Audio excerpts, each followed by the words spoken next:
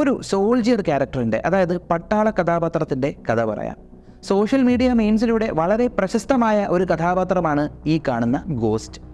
ഈ ഒരു കഥാപാത്രം ഏതാണെന്ന് അറിയാവുന്നവർക്കും അറിയാത്തവർക്കും ഒരുപോലെ ഈ കഥാപാത്രത്തെ ഇഷ്ടപ്പെടുന്നു.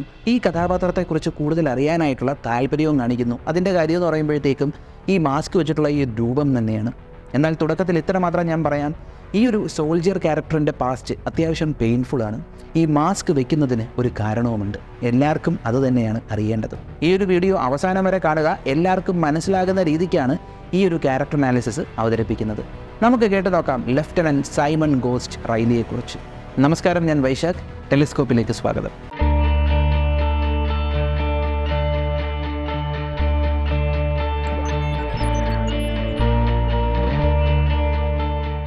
കോൾ ഓഫ് ഡ്യൂട്ടി എന്ന പ്രശസ്തമായ ഗെയിമിംഗ് ഫ്രാഞ്ചൈസിലെ 2 സിഗ്നേച്ചർ ക്യാരക്ടേഴ്സിൽ ഒരാളാണ് സൈമൺ ഗോസ്റ്റ് റൈലി.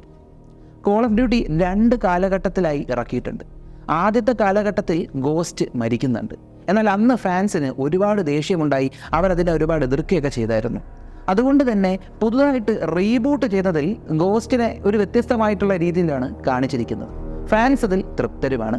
ഈ പുതിയ ഗോസ്റ്റിനെയാണ് നമ്മൾ മീംസിലൊക്കെ കാണുന്നത്.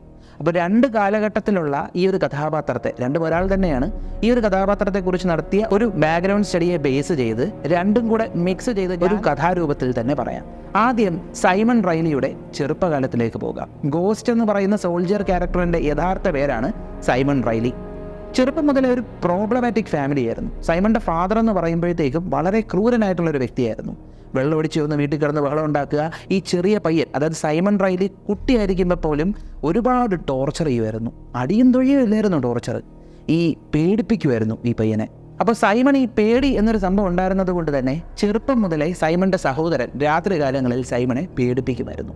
അങ്ങനെ വളർന്നു വന്നപ്പോഴത്തേക്കും വീട്ടിലെ ഈ ഒരു പ്രശ്നം കാരണം, അച്ഛൻ്റെ ഈ ഒരു ശല്യമൊക്കെ കാരണം വീട്ടിൽ നിൽക്കാൻ വയ്യാത്തത് കൊണ്ട് ഒരു ബുച്ചർ ഷോപ്പ്, അതായത് ഇറച്ചിക്കടയുണ്ടല്ലോ, ഒരു ഇറച്ചിക്കടയിൽ അപ്രൻറ്റീസായിട്ട് നിൽക്കാനായിട്ട് സൈമൺ പോയി. മിക്കപ്പോഴും അവിടെ ജോലി ചെയ്യായിരുന്നു. അങ്ങനെ അമേരിക്കയിൽ നടത്തിയിട്ടുള്ള ഒരു തീവ്രവാദി ആക്രമണത്തെക്കുറിച്ചുള്ള ന്യൂസ് സൈമണെ ഒരുപാട് ചിന്തിപ്പിച്ചു. ബ്രിട്ടീഷുകാരനായ സൈമൺ തീരുമാനിക്കുന്നു മിലിറ്ററിയിൽ ജോയിൻ ചെയ്യാം. മെയിനായിട്ട് മിലിറ്ററിയിൽ ജോയിൻ ചെയ്യാനായിട്ടുള്ള കാരണം എന്താണെന്ന് വെച്ചാൽ അത്രയും കാലവും സൈമണിൻ്റെ വീട്ടിൽ നിന്ന് മാറി നിൽക്കാമല്ലോ എന്നുള്ളത് കൊണ്ട് തന്നെയായിരുന്നു. അതുകൊണ്ട് തന്നെ മിലിറ്ററിയിൽ പോയപ്പോൾ എല്ലാ ട്രെയിനിങ്ങും സൈമൺ അറ്റൻഡ് ചെയ്യാനായിട്ടുള്ളൊരു ത്വരയുണ്ടായിരുന്നു. കാരണം എങ്ങനെയും ഈ ഒരു മിലിറ്ററിയിൽ കയറി പറ്റണം, കാരണം വീട്ടിൽ നിൽക്കണ്ടല്ലോ അത്രയും സമയം. അങ്ങനെ സൈമൺ തൻ്റെ മിലിറ്ററി ട്രെയിനിങ് പൂർത്തിയാക്കി. ഷൂട്ടിങ്ങിലും മറ്റ് വെപ്പൺസ് ഹാൻഡിലിങ്ങിലും മെനൂവറിങ് സ്കിൽസിലും എല്ലാം സൈമൺ ടോപ്പിൽ തന്നെയായിരുന്നു. അങ്ങനെ ഒരു മിലിറ്ററി ടൂർ കണ്ടക്ട് ചെയ്തു. മിലിറ്ററി ടൂർ കഴിഞ്ഞ് ലീവിന് വീട്ടിൽ വന്നപ്പോൾ സൈമൺ കാണുന്ന കാഴ്ച, നേരത്തെ കുത്തുവാള എടുത്ത് കിടന്നിരുന്ന തൻ്റെ കുടുംബം കുഴിയിൽ നിന്ന് കുഴിയിലേക്ക് പോയ അവസ്ഥ. അച്ഛനാകട്ടെ മറ്റ് പല സ്ത്രീകളുമായിട്ട് പരസ്ത്രീ ബന്ധം സ്ഥാപിച്ചിരിക്കുന്നു. അമ്മ ഇത് കണ്ട് സഹിക്കാൻ വയ്യാതെ ഡിപ്രഷനിലായിരിക്കുന്നു. ഈ വീട്ടിൽ ഇങ്ങനെ കിടന്ന് സൈമണിൻ്റെ സഹോദരനാകട്ടെ ഒരു മയക്കുമരുന്ന് അടിമയുമായി. അങ്ങനെ സൈമൺ തീരുമാനിക്കുന്നു തൻ്റെ കുടുംബത്തെ നന്നാക്കിയിട്ട് മാത്രമേ ഇനി നാട് നന്നാക്കാനായിട്ട് ആർമിയിലേക്ക് തിരിച്ചു പോകുന്നുള്ളൂ എന്ന്. ഒരു ലോങ് ലീവിന് എഴുതി കൊടുത്ത് സൈമൺ ഇവിടെ നിൽക്കുന്നു. വീട് നന്നാക്കുന്നതിൻ്റെ ഭാഗമായിട്ട് ആദ്യം സൈമൺ ചെയ്തത് സൈമണിൻ്റെ തന്തേനെ വീട്ടിൽ നിന്ന് അടിച്ചിറക്കി. കാരണം എന്താണ്, ഈ മനുഷ്യനെ എത്ര നന്നാക്കാൻ ശ്രമിച്ചിട്ടും ഇയാൾ നന്നാവത്തില്ലെന്ന് ശപഥം ചെയ്തേക്കുന്നത് പോലെയായിരുന്നു. അതുകൊണ്ട് വീട്ടിൽ നിന്ന് അടിച്ചിറക്കി. അതിനുശേഷം സൈമണിൻ്റെ സഹോദരനെ ഒരു ഡി അഡിക്ഷൻ സെൻറ്ററിൽ കൊണ്ടുപോയി ഇതിൽ നിന്ന് റിക്കവർ ചെയ്തെടുപ്പിച്ച് ഒരു ജോലി മേടിച്ചു കൊടുത്ത് സൈമണിൻ്റെ സഹോദരനെ കല്യാണം കഴിപ്പിക്കുകയും ചെയ്തു. ഇതിനുശേഷമാണ് സൈമൺ ആർമിയിലേക്ക് തിരിച്ചു പോയത്. എന്നാൽ ആർമിയിലേക്ക് തിരിച്ചു പോയതിനു ശേഷം സൈമൺ SAS ട്രെയിനിങ് എടുത്തു, അതായത് ബ്രിട്ടീഷ് സ്പെഷ്യൽ ഫോഴ്സിൻ്റെ ട്രെയിനിങ് എടുത്തു. ഒരു സോൾജിയർ എന്നുള്ള നിലയ്ക്ക് സൈമൺ ബെസ്റ്റ് ആയതുകൊണ്ട് തന്നെ SAS ട്രെയിനിങ് കംപ്ലീറ്റ് ചെയ്ത് ഒരു SAS കമാൻഡോവായി. ഇതിനിടയ്ക്ക് സൈമൺ തൻ്റെ കഴിവ് കൊണ്ട് ആർമിയിൽ തൻ്റേതായിട്ടുള്ള ഒരു പേര് തന്നെ ക്രിയേറ്റ് ചെയ്തു. അത്രത്തോളം പ്രശസ്തനായി സൈമൺ റൈലി. ഇതിനുശേഷം സൈമണെ പല സീക്രട്ട് ഓപ്പറേഷൻസിനായിട്ട് അയച്ചു തുടങ്ങി. ഇങ്ങനെ ഇരിക്കെ അമേരിക്കൻ പട്ടാളത്തിനെ സഹായിക്കാനായിട്ട് SAS സ്പെഷ്യൽ എയർ സർവീസ് സൈമണെ ഡെപ്യൂട്ടേഷനിലായിട്ട് അയക്കുകയാണ്. അപ്പോൾ ഈ ഒരു മിഷൻ എന്ന് പറയുമ്പോഴത്തേക്കും സൈമണും അതുപോലെ തന്നെ അമേരിക്കൻ സ്പെഷ്യൽ ഫോഴ്സസും കൂടെ ചേർന്നിട്ട് അവിടെയുള്ള ഒരു മയക്കുമരുന്ന് കാർട്ടൽ, ആ കാർട്ടലിൻ്റെ മുതലാളിയെ വകവരുത്തുക എന്നുള്ളതാണ്. അയാളുടെ പേര് റോബ എന്നായിരുന്നു. എന്നാൽ ഈ ഒരു ഓപ്പറേഷൻ ഇവർ കണ്ടക്ട് ചെയ്യാനായിട്ടുള്ള കാരണം എന്ന് പറയുമ്പോഴത്തേക്കും ഇയാളൊരു മയക്കുമരുന്ന് കാർട്ടലിൻ്റെ ഹെഡായതുകൊണ്ട് മാത്രമല്ല, ഇയാളെന്ന് പറയുമ്പോഴത്തേക്കും രഹസ്യമായിട്ട് അമേരിക്കയിലേക്ക് തീവ്രവാദികളെ കൊണ്ടുവന്ന് തുടങ്ങി. അതൊരിക്കലും എൻ്റർടൈൻ ചെയ്യാൻ പറ്റാത്തൊരു കാര്യമാണ്. അതുകൊണ്ട് തന്നെ ഈ ഒരു ഓപ്പറേഷൻ കണ്ടക്ട് ചെയ്യാൻ ഇവർ ഒരുങ്ങി. ഈ ഓപ്പറേഷൻ ഇവർ കണ്ടക്ട് ചെയ്യാനായിട്ട് ഒരുങ്ങിയത് ഒരു മെക്സിക്കൻ ഹോളിഡേ ആയിരുന്നു. ആ ഹോളിഡേയുടെ പേര് the day of the dead എന്നായിരുന്നു. അപ്പോൾ ആ ഒരു ഹോളിഡേ സമയത്തുണ്ടല്ലോ, അവിടെയുള്ള ആളുകൾ ഒരു റാലി കണക്ക് ഒരു പാർട്ടി നടത്തിയായിരുന്നു. ആ പാർട്ടിയിൽ എല്ലാവരും ഇട്ടിരുന്ന വസ്ത്രം എന്ന് പറയുന്നത് അസ്ഥികൂടത്തിൻ്റെ കോസ്റ്റ്യൂം, അതായത് ബ്ലാക്ക് ഡ്രസ്സിൽ അസ്ഥികൂടത്തിൻ്റെ ആ രൂപം ഉണ്ടല്ലോ അതും, പിന്നെ അസ്ഥികൂടത്തിൻ്റെ തലയുള്ള മാസ്ക് ഒക്കെ ആയിരുന്നു. അപ്പോൾ അതിൻ്റെ കൂട്ടത്തിൽ അതേ വേഷം ധരിച്ചാണ് ഈ സോൾജേഴ്സ് വന്നത്. അപ്പോൾ അങ്ങനെയാണ് സൈമൺ ഈ ഒരു അസ്ഥികൂടത്തിൻ്റെ മാസ്ക് എടുത്ത് ആദ്യമായി അണിയുന്നത്. പക്ഷേ ഇങ്ങനൊരു യൂണിറ്റ് ഇവിടെ വന്ന കാര്യം ഈ കാർട്ടൽ തലവൻ മനസ്സിലാക്കി ഇവരെ അത്രയും ക്യാപ്ചർ ചെയ്തെന്ന് മാത്രമല്ല, സൈമണെയും കൂട്ടരെയും എടുത്തിട്ട് ടോർച്ചർ ചെയ്തെന്ന് പറഞ്ഞാൽ ഇവർക്കൊന്നും സ്വപ്നം കാണാൻ പറ്റാത്ത രീതിക്ക് ഇവരെ ഇട്ട് ടോർച്ചർ ചെയ്തുകൊണ്ടിരുന്നു. മെയിനായിട്ട് ഈ ടോർച്ചർ കൊണ്ട് റോബ ഉദ്ദേശിച്ചത് എന്തെന്ന് വെച്ചാൽ, ഇത് SAS സോൾജേഴ്സും അമേരിക്കൻ സ്പെഷ്യൽ ഫോഴ്സുമാണേ, ഇവരെ മൈൻഡ് ബ്രെയിൻ വാഷ് ചെയ്തെടുത്താൽ കാർട്ടലിന് വേണ്ടി ഫൈറ്റ് ചെയ്യാനായിട്ടുള്ള ആളുകളായി. അതിന് വേണ്ടിയിട്ടാണ് ഈ സാധനങ്ങൾ അത്രയും ചെയ്യുന്നത്. പക്ഷേ ഒരു കാരണവശാലും ഇവരെ ബ്രേക്ക് ഡൗൺ ചെയ്യാൻ പറ്റത്തില്ല. കാരണം എന്താണ്? ഇവർ ബെസ്റ്റ് ഓഫ് ദ ബെസ്റ്റാണ്. ഒരു ദേശത്തെ ആർമിയിലെ സ്പെഷ്യൽ ഫോഴ്സ് എന്ന് പറയുന്നത് അവിടുത്തെ സോൾജേഴ്സിലെ ബെസ്റ്റ് ഓഫ് ദ ബെസ്റ്റാണ്. അവർക്ക് മനക്കട്ടിയൊക്കെ ഭയങ്കര കൂടുതലായിരിക്കും. അവരെ ബ്രേക്ക് ചെയ്യുക എന്ന് പറയുന്നത് ഭയങ്കര ബുദ്ധിമുട്ടുള്ള കാര്യമാണ്. സെയിം സംഭവം ഇവിടെയും ആപ്ലിക്കബിൾ ആയിരുന്നു. അങ്ങനെ ഇവരെ കൊന്നു കളയാനായിട്ട് പ്ലാൻ ഇട്ടു. ഈ സമയത്ത് സൈമണിൻ്റെ കൂടെ ഉണ്ടായിരുന്ന 2 ഫെല്ലോ സോൾജേഴ്സ്, സ്പാർക്സ്, വാഷിങ്ടൺ, ഇതാണ് അവരുടെ പേര്, 2 സോൾജേഴ്സ്, ഇവരവിടെ നിന്ന് രക്ഷപ്പെട്ടു. പക്ഷേ സൈമണെ രക്ഷപ്പെടുത്താൻ പറ്റിയില്ല. അപ്പോൾ ഇവർ രക്ഷപ്പെട്ട ദേഷ്യവും കൂടെ തീർക്കാനായിട്ട് കൂടുതൽ സൈമണെ വന്ന് റോബ ടോർച്ചർ ചെയ്തു. പക്ഷേ ആ ടോർച്ചറിലും സൈമൺ ബ്രേക്ക് ഡൗൺ ആവുന്നില്ല. അങ്ങനെ തീരുമാനിക്കുന്നു സൈമൺ റൈലിയെ ജീവനോടെ കുഴിച്ചു മൂടിയതാകട്ടെ സൈമണിൻ്റെ കൂടെ വർക്ക് ചെയ്തിരുന്ന സുപ്പീരിയർ ഓഫീസർ, ഒരു മേജർ റാങ്കിലുള്ള ഉദ്യോഗസ്ഥൻ്റെ അഴുകുന്ന ശവശരീരത്തെ ഇട്ടേക്കുന്ന കുഴിയിലിട്ടാണ് മൂടിയത്. സൈമൺ എങ്ങനെയെങ്കിലും പുറത്തിറങ്ങണമെന്ന് കൈ തപ്പിയപ്പോഴത്തേക്കും ചെറിയൊരു എന്തോ ഒരു സാധനം കയ്യിൽ കിട്ടി സൈമണിൻ്റെ. അത് വലിച്ചൊടിച്ചെടുത്തിട്ട് സൈമൺ അതുകൊണ്ട് മണ്ണ് മാന്തിയാണ് ഈ അടച്ചിട്ടേക്കുന്ന ശവപ്പെട്ടിയെ ഇതിടിച്ച് പൊട്ടിച്ച് മണ്ണ് മാന്തി പുറത്തു വരികയാണ്. 13 മണിക്കൂറുകൾക്ക് ശേഷം സൈമൺ ഇതിന് പുറത്ത് വന്നപ്പോഴാണ് തിരിച്ചറിയുന്നത് തൻ്റെ കയ്യിലിരുന്നത് ആ ഒരു ശവക്കല്ലറയിൽ തൻ്റെ കൂടെ ഇട്ടിരുന്ന ആ മേജറുടെ അഴുകുന്ന ശരീരത്തിലെ താടിയല്ലായിരുന്നുവെന്ന്. ഇത് കണ്ട് സൈമൺ പേടിച്ച് ബോധം കിട്ടങ്ങ് വീഴുകയാണ്. എങ്ങനെയോ ആരോ സൈമണെ രക്ഷിച്ച് ഹോസ്പിറ്റലിൽ കൊണ്ടുവരുന്നു. മറ്റുള്ള ആർമി ഉദ്യോഗസ്ഥരെല്ലാം സൈമണെ വന്ന് കാണുന്നു. സൈമണെ അവർ ഒരുപാട് അപ്രീഷിയേറ്റ് ചെയ്യുന്നു. കാരണം സർവൈവ് ചെയ്തില്ലേ ഇത് ഒറ്റയ്ക്ക്. അപ്പം ഗാലൻട്രി അവാർഡും കാര്യങ്ങളും എല്ലാം നിനക്ക് തരുമെന്നൊക്കെ പറഞ്ഞ് അവർ നല്ലപോലെ പറയുന്നു. സൈമൺ എങ്ങനെ ടോർച്ചർ ചെയ്യപ്പെട്ടു എന്നുള്ളത് സൈമൺ അതുപോലെ തന്നെ സീനിയേഴ്സിൻ്റെ അടുത്ത് പറഞ്ഞു.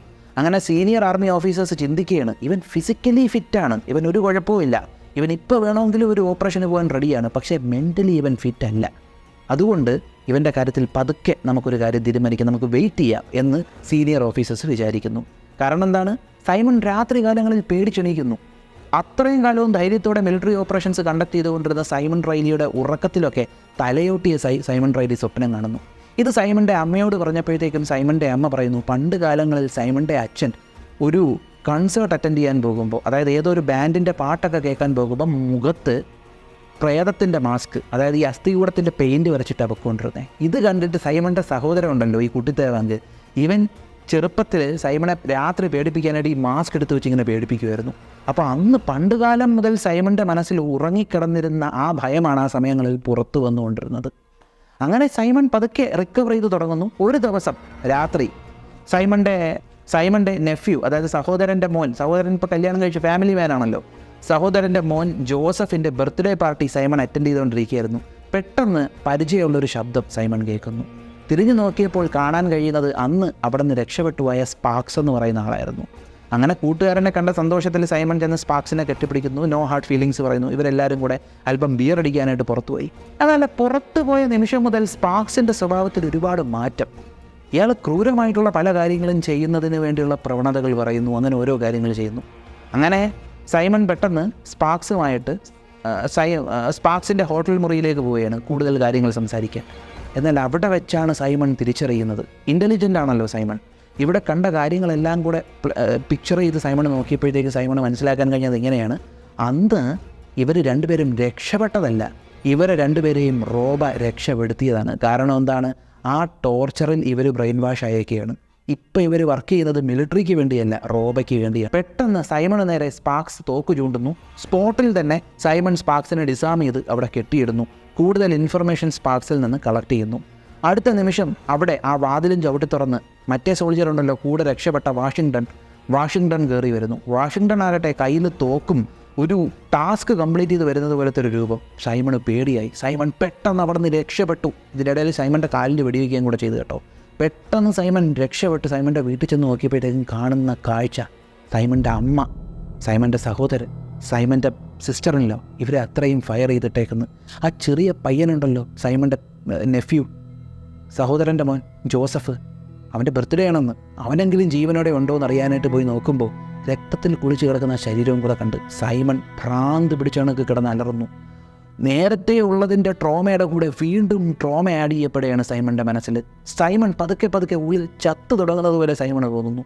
പെട്ടെന്ന് അവിടെ അധികാരികൾ എത്തുന്നു. സൈമണ് മനസ്സിലായി ഇവിടെ സൈമണെ സ്റ്റേ ചെയ്തേക്കെയാണ്. കുടുംബത്തെ കൊന്നത് മനോനില തെറ്റിയ പട്ടാളക്കാരൻ എന്നുള്ള രീതിക്ക് വരുത്തി തീർക്കാൻ സൈമൺ അവിടെ നിന്ന് രക്ഷപ്പെട്ടു. തൻ്റെ കോണ്ടാക്റ്റുകളും കാര്യങ്ങളും എല്ലാം വെച്ച് സൈമൺ ആയുധങ്ങളും കാര്യങ്ങളും എല്ലാം സജ്ജമാക്കി. എന്നിട്ട് സ്പാർക്സിനെ തേടിപ്പോയി. സ്പാർക്സിൻ്റെ നിന്ന് ടോർച്ചർ ചെയ്ത് ഇൻഫർമേഷൻ കളക്ട് ചെയ്തു. എന്നിട്ട് സ്പാർക്സിനെ കൊന്നിട്ട് ആ വീടിന് തീയിട്ടു. സെയിം സാധനം തന്നെ വാഷിങ്ടൺ എന്ന് പറയുന്ന സോൾജിയറിനെയും ചെയ്തു. അവനാണ് കുടുംബത്തെ കൊന്നത്. അവനിട്ടും നല്ല പണി പെടുന്നതിന് ശേഷം സൈമൺ പറയുന്നു, ഇവിടെ വെച്ച് ഞാൻ നിർത്തത്തില്ല, നിനക്കൊക്കെ ഓർഡർ ഇട്ട് ഒരുത്തനുണ്ടല്ലോ, അവനെയും അവൻ്റെ കാർട്ടലിനെയും ഞാൻ ഒറ്റയ്ക്ക് നശിപ്പിക്കുമെന്ന് സൈമൺ പറയുന്നു. പറഞ്ഞതുപോലെ സൈമൺ ചെയ്യുന്നു. എന്നാൽ എങ്ങനെയോ സൈമൺ ഈ ഒരു കാർട്ടലിൻ്റെ തലവനെ തേടി വരുന്നു എന്നുള്ള കാര്യം ഇവരറിയുന്നു. എന്നാൽ ആ ഒരു കാർട്ടൽ മുതലാളിക്കറിയാം വരുന്നത് ഒരു സാധാരണക്കാരനല്ല, ബ്രിട്ടീഷ് സ്പെഷ്യൽ ഫോഴ്സ് ആയിട്ടുള്ള SAS കമാൻഡോയാണ്. SAS എന്ന് പറയുമ്പോഴത്തേക്കും ഈ ലോകത്തിലെ ഏറ്റവും പഴക്കം ചെന്ന സ്പെഷ്യൽ ഫോഴ്സാണ്. ഒരുപക്ഷെ നമുക്ക് വേണേൽ ഇങ്ങനെ പറയാം, ഈ ലോകത്തിലുള്ള മറ്റ് സ്പെഷ്യൽ ഫോഴ്സുകൾക്ക് ആദ്യകാല ട്രെയിനിങ് കൊടുത്തത് SAS ആണെന്ന് പറയേണ്ടിയിരിക്കുന്നു. അപ്പോൾ അത്രയും അനുഭവ സമ്പത്തുള്ള ഒരു സ്പെഷ്യൽ ഫോഴ്സിലെ കമാൻഡോ, അതും നഷ്ടപ്പെടാനൊന്നുമില്ല എന്ന ചിന്തയിൽ വരുന്ന ഒരു കമാൻഡോ, അവനെ പേടിക്കുക തന്നെ ചെയ്യണം. അതുകൊണ്ട് തന്നെ മാനുവൽ റോബ കൊട്ടാരം കണക്കുള്ള തൻ്റെ വീട്ടിന് മുന്നിൽ ആയുധധാരികളായിട്ടുള്ള ഗുണ്ടകളെ നിർത്തി. എന്നാൽ ഈ ഗുണ്ടകളുടെ മണ്ടയിൽ ഉണ്ടകൾ തുളച്ചു കയറിയപ്പോഴാണ് ഇവർ മനസ്സിലാക്കുന്നത് എവിടെ നിന്നോ സ്നൈപ്പർ ഷോട്ടുകൾ അവിടെ ചുറ്റിനും നിന്നവരെ ന്യൂട്രലൈസ് ചെയ്തിരിക്കുന്നു. എവിടെ നിന്നോ കത്തികൾ അവിടെ ആയുധധാരികളായി നിന്നവരുടെ കഴുത്തിലേക്ക് തുളച്ചു കയറുന്നു. മുഖത്ത് വെള്ള പെയിൻ്റ് അടിച്ചൊരു രൂപം അവിടെയുള്ളവരെ ടാക്റ്റിക്കലായിട്ട് കൊന്നുതള്ളി മാനുവൽ റോബയുടെ മുറിയിൽ വരെ എത്തി. അങ്ങനെ മാനുവൽ റോബ തിരിച്ചറിയുന്നു തൻ്റെ മുന്നിൽ നിൽക്കുന്നത് സൈമൺ റൈലിയാണ്. സൈമൺ റൈലി അവിടെ വെച്ച് മാനുവൽ റോബയെ കൊന്നതിന് ശേഷം ആ വീടിന് തീയിട്ടിട്ട് ഇറങ്ങി വരുന്നു. അവിടെ പുറത്ത് കുറച്ചു ദൂരം അപ്പുറം സൈമൺ റൈലിയെ കാത്ത് മിലിറ്ററിയിലെ ജനറൽ റാങ്കിലുള്ള ഒരു ഉദ്യോഗസ്ഥൻ നിൽപ്പുണ്ട്. അയാൾ സൈമൺ റൈലിയോട് പറഞ്ഞു, സൈമൺ റൈലിക്കിന് തിരിച്ച് ലോകത്തിലേക്ക് പോകാൻ കഴിയത്തില്ല, അതുകൊണ്ട് നീ മിലിറ്ററിയിലേക്ക് തിരിച്ചു വരൂ, നിന്നെക്കൊണ്ട് ഒരുപാട് ആവശ്യമുണ്ട് എന്ന്. അപ്പോൾ അതിന് സൈമൺ റൈലി കൊടുത്ത മറുപടി ഇങ്ങനെയായിരുന്നു, ആ നിന്ന് കത്തുന്ന കെട്ടിടത്തിൽ സൈമൺ റൈലി എന്ന് പറയുന്ന SAS കമാൻഡോ മരിച്ചു വീണിരിക്കുന്നു. ഇപ്പോൾ നിങ്ങളുടെ മുന്നിൽ നിൽക്കുന്നത് അവൻ്റെ ഗോസ്റ്റാണ്. ഞാൻ നിങ്ങളുടെ കൂടെ വരാം, പക്ഷേ ഞാനെന്ന് പറയുന്നൊരു വ്യക്തി ഇവിടുത്തെ ഗവൺമെൻറ് റെക്കോർഡുകളിലോ മിലിറ്ററി റെക്കോർഡുകളിലോ ഉണ്ടാവാൻ പാടില്ല. എൻ്റെ മുഖം, എൻ്റെ ഫോട്ടോ ഇതൊന്നും ആരുടെ കയ്യിലും ഉണ്ടാകാൻ പാടില്ല. എൻ്റെ പാസ്റ്റ് അത് റീറൈറ്റ് ചെയ്തെഴുതണം. വേറെ ആരുടെയെങ്കിലും പാസ്റ്റ് എനിക്ക് വേണ്ടി എഴുതണം. എൻ്റെ പ്രസൻറ്റ് അനോണിമസ് ആയിരിക്കണം.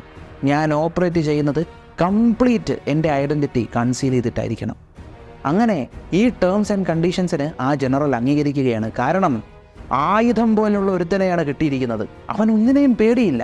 എൻ്റെ എഫിഷ്യൻസി ഒറ്റയ്ക്ക് ഒരു കാർട്ടലിനെ തീർത്തുകൊണ്ടവൻ തെളിയിച്ചിരിക്കുകയാണ്. അതുകൊണ്ട് തന്നെ അവൻ്റെ ഈ ടേംസ് ആൻഡ് കണ്ടീഷൻസ് ആ ജനറൽ എഗ്രി ചെയ്യുന്നു. അന്നേ നിമിഷം മുതൽ അവന് മിലിറ്ററിയിൽ പുതിയ പേര് വീഴുകയാണ്, ഗോസ്റ്റ്. ആ നിമിഷം മുതൽ ഗോസ്റ്റ് ചെയ്തിരുന്ന ഓപ്പറേഷൻസ് എല്ലാം ഇല്ലീഗൽ ഓപ്പറേഷൻസ് ആയിരുന്നു, പുറത്തു പറയാത്ത ക്ലാൻഡസ്റ്റൈൻ ഓപ്പറേഷൻസ്. ഈ ഓപ്പറേഷനുകളെല്ലാം കണ്ടക്ട് ചെയ്യുമ്പോൾ ഗോസ്റ്റ് ധരിച്ചിരുന്നത് തൻ്റെ ശരീരത്തെ മുഴുവനും കവർ ചെയ്യുന്ന സ്യൂട്ടുകളായിരുന്നു. തൻ്റെ സ്കിൻ കളർ എന്താണ്, തൻ്റെ ഫിംഗർ പ്രിൻ്റ് എന്താണ്, എന്തിന് താൻ വിയർക്കൂന്ന് പോലും ആർക്കും അറിയാത്ത രീതിക്ക് കവർ ചെയ്തിരുന്നു.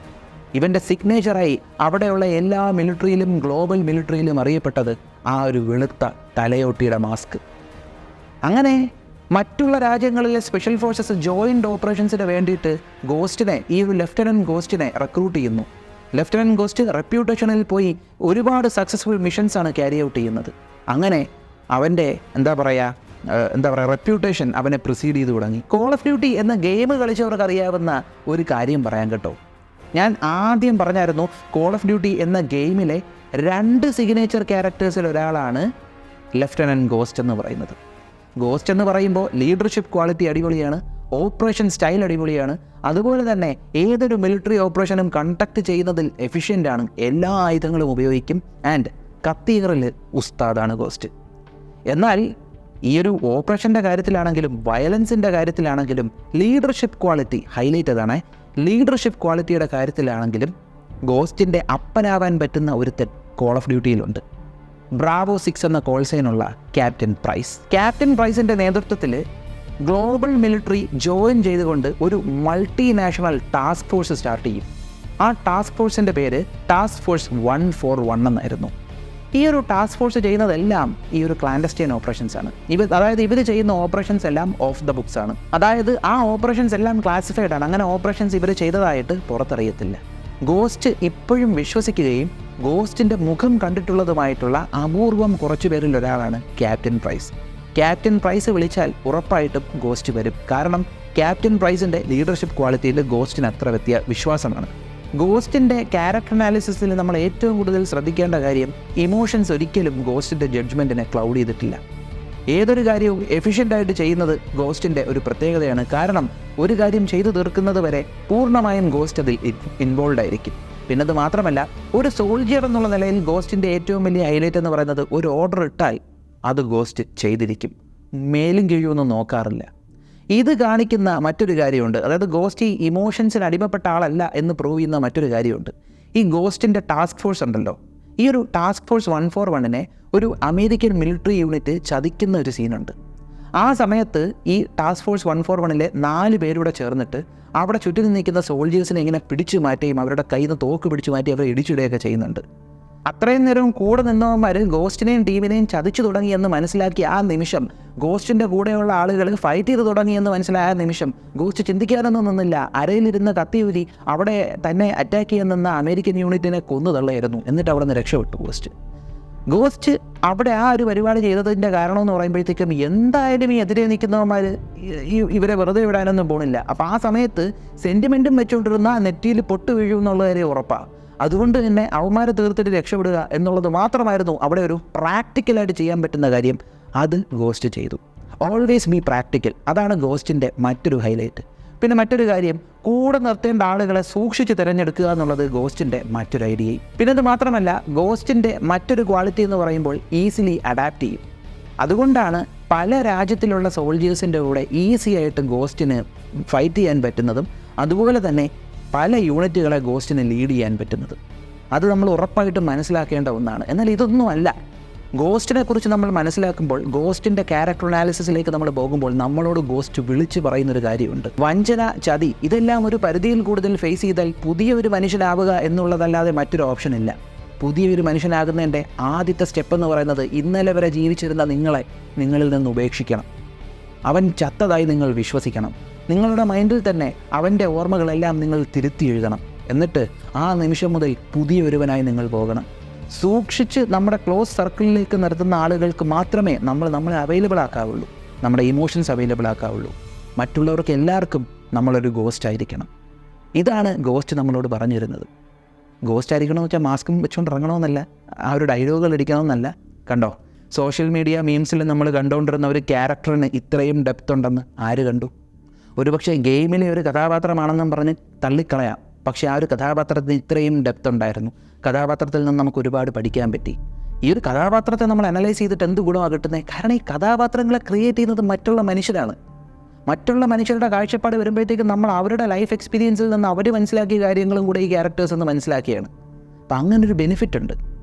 അപ്പോൾ ഇതാണ് കോൾ ഓഫ് ഡ്യൂട്ടിയിലെ ഗോസ്റ്റ് എന്ന് പറയുന്ന ക്യാരക്ടറിനെ കുറിച്ചുള്ള ക്യാരക്ടർ അനാലിസിസ്. പേഴ്സണലി എനിക്ക് വളരെ ഇഷ്ടപ്പെട്ട ഗെയിമാണ് കോൾ ഓഫ് ഡ്യൂട്ടി. കൊച്ചുനാൾ മുതൽ ഞാൻ കളിച്ചു വളർന്നൊരു ഗെയിമാണ് ഈ ഒരു കോൾ ഓഫ് ഡ്യൂട്ടി. എന്നാൽ അന്നും ഇന്നും ഞാൻ ക്യാപ്റ്റൻ പ്രൈസിൻ്റെ തന്നെ ഫാനാണ്. അതുകൊണ്ട് ക്യാപ്റ്റൻ പ്രൈസിൻ്റെ ഫാൻസും ഗോസ്റ്റിൻ്റെ ഫാൻസും ഒന്ന് കമൻറ്റ് ചെയ്യുക. ഏറ്റവും കൂടുതൽ ഫാൻസ് ആർക്കാണെന്ന് നോക്കാമല്ലോ, ഗോസ്റ്റ് തന്നെ ആയിരിക്കും. അപ്പോൾ ഈ ഒരു വീഡിയോ നിങ്ങൾക്ക് ഇഷ്ടമായെന്ന് വിശ്വസിക്കുന്നു. നിങ്ങളുടെ അഭിപ്രായങ്ങളൊന്ന് കമൻറ്റ് ചെയ്തേക്കുക. ഫർദർ ക്യാരക്ടർ അനാലിസിസ് നമ്മൾ ചെയ്യുന്നതായിരിക്കും. എന്നാൽ ഇത് മാത്രം നമുക്ക് ചെയ്തുകൊണ്ടിരിക്കാൻ പറ്റത്തില്ല, വേറെയും ടോപ്പിക്കുകൾ ചെയ്യണം. അതുകൊണ്ട് നിങ്ങൾ പറഞ്ഞിട്ടുള്ള ക്യാരക്ടർ അനാലിസിസ് ടോപ്പിക്കുകളെല്ലാം ഞാൻ എഴുതി വെച്ചിട്ടുണ്ട്. ഈ ഗോസ്റ്റ് എന്ന് പറയുന്നതും നിങ്ങൾ തന്നിട്ടുള്ള സജഷൻ തന്നെയാണ്. അപ്പോൾ ഓരോന്നായിട്ട് നമ്മൾ കവർ ചെയ്യുന്നതായിരിക്കും. ഈ ചാനലിലേക്ക് നിങ്ങൾ ആദ്യമായിട്ടാണ് വരുന്നതെങ്കിൽ ഒന്ന് സബ്സ്ക്രൈബ് ചെയ്യുക. നമ്മുടെ ചാനലിലെ കണ്ടൻറ്റുകൾ നിങ്ങൾക്ക് ഇഷ്ടപ്പെടുന്നുണ്ടെങ്കിൽ നിങ്ങളുടെ ബന്ധുമിത്രാദികൾക്കും പറ്റുമെങ്കിൽ ശത്രുക്കൾക്കും ഒന്ന് അയച്ചു കൊടുക്കുക. മറ്റൊരു വീഡിയോയിൽ മറ്റൊരു രസകരമായ കണ്ടൻറ്റുമായി കാണുന്നതുവരെ ബൈ.